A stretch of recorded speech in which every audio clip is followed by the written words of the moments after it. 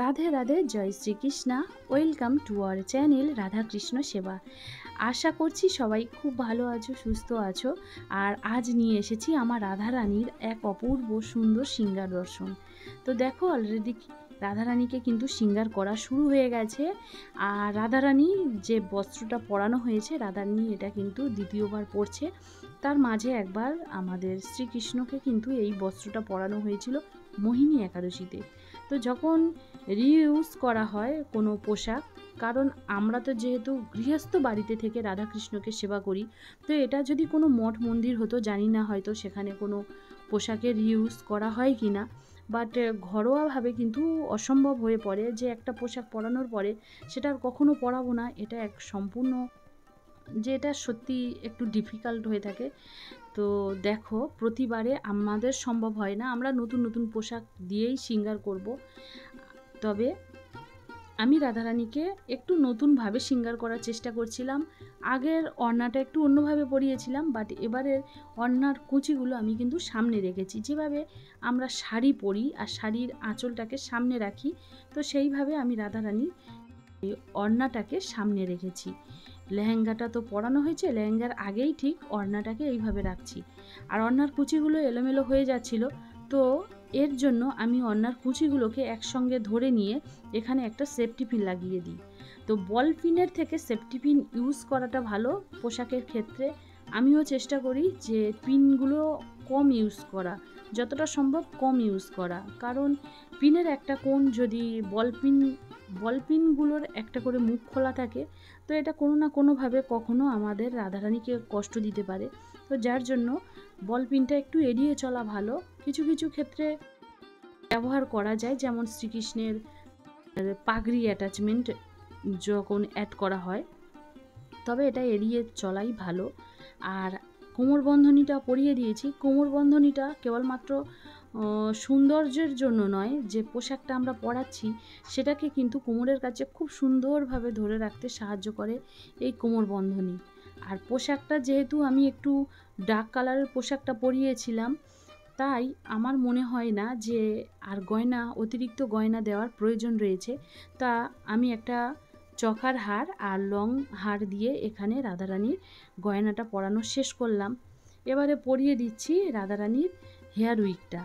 তো তোমরা আমার ভিডিওগুলোতে দেখবে যে আমি রাধারানীর যে হেয়ার উইকটা পরিয়ে দিই, আমি কন্টিনিউ চেষ্টা করি কেবলমাত্র ওই হেয়ারগুলো দিয়েই রাধারানীর হেয়ার স্টাইলটা করার। তো অধিকাংশ রাধারানীর হেয়ারটাকে খোলা রাখতে পছন্দ করি।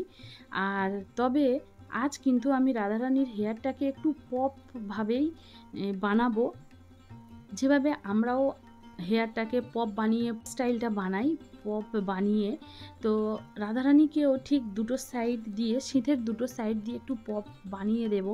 তো যার জন্য আমি কিন্তু একই হেয়ার উইক দিয়েই কিন্তু এটা বানাচ্ছি। অনেক সময় রাধারানীকে যে বেনি করে পরানো হয়, তো সেই বেনিগুলো রাধারানীর একদমই হেয়ার উইক। আমি টোটাল 3টে হেয়ার উইক ব্যবহার করি রাধারানীর যখন হেয়ার স্টাইলগুলো বানাই। তো এই 3টে হেয়ার উইক দিয়েই আমি নানান রকম স্টাইল করি রাধারানীকে। এক্সট্রা কোনো বেনি বা কোনো কিছুই আমি রাধারানীর এর জন্য অ্যাড করার প্রয়োজন পড়ে না। তো দেখো অলরেডি রাধারানীর হেয়ার স্টাইলটা আমি যেভাবে করতে চাইছিলাম, যেভাবে রাধারানীর হেয়ারটাকে সাজাতে চাইছিলাম, সেভাবে কিন্তু সাজানো হয়ে গেছে। আর কি অপূর্ব দেখতে লাগছে দেখো, এত সুন্দর দেখতে লাগছে রাধারানীকে। আর অবশ্যই এক্ষেত্রে কিন্তু রাধারানীর ঝুমকোটাই ভীষণ ভালোভাবে মানায়, কারণ আমাদের সবার প্রিয় কিন্তু খুব যে ঝুমকো। তো দেখো রাধারানীকে এবারে আমি পরিয়ে দেব একটা টিকুলি। আর অবশ্যই এর আগের ভিডিওতে আমি শেয়ার করেছি যে গুরু পূর্ণিমাতে গোপাল সোনাদের সিঙ্গার, শ্রীকৃষ্ণের সিঙ্গার, তো এগুলো তো শেয়ার করেছি। তোমরা অবশ্যই দেখতে পারো যে সেই ভিডিওগুলো শ্রীকৃষ্ণের সিঙ্গারটা কেমন হয়েছে। আগের ভিডিওতে শ্রীকৃষ্ণের সিঙ্গারের সম্পূর্ণটাই ওখানে দেখানো হয়েছে। তো দেখো এবারে আমি রাধারানীর হাতে পরিয়ে দিচ্ছি আমার হাতে বানানো কিছু জুয়েলারি, যেগুলো রাধারানীর হাতে পরানোর জন্য বানিয়েছিলাম। তো আমি ডান হাতেরটা একটু সরু বানাই আর বাম হাতেরটা একটু চওড়া ধরনের বানাই। তো রাধারানীর একটা হাতের চুড়ি দিয়ে সেটা কিন্তু অনেকটাই ভরে যায় হাতটা। তো আমার এক্সট্রা কিছু এখানে পরানোর প্রয়োজন হয় না। আর রাধারানী ধীরে ধীরে রাধারানী এতটাই সুন্দর হয়ে উঠছে, মানে বাকি রয়েছে আর কয়েকটা ছোট্ট ছোট্ট জিনিস। তার মধ্যে রয়েছিল নাকছাবি। তো এখানে আমি আমার কাছে যে স্টোন রয়েছে সেই স্টোন দিয়ে রাধারানীকে নাকছাবি হিসেবে গ্লুয়ের সাহায্যে আমি পরিয়ে দিচ্ছি।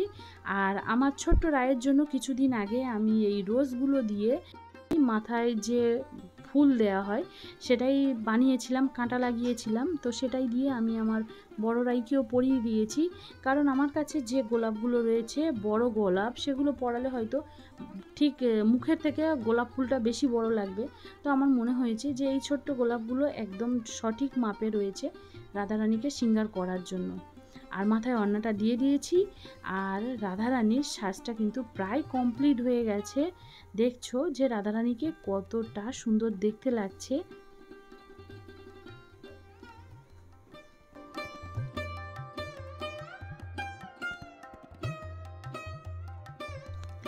এবারে রাধারানীর জন্য বাকি রইল কপালে একটা টিপ। বাট এই টিপটা যতবারই পরাচ্ছিলাম বারবার ঝরে পড়ে যাচ্ছিল।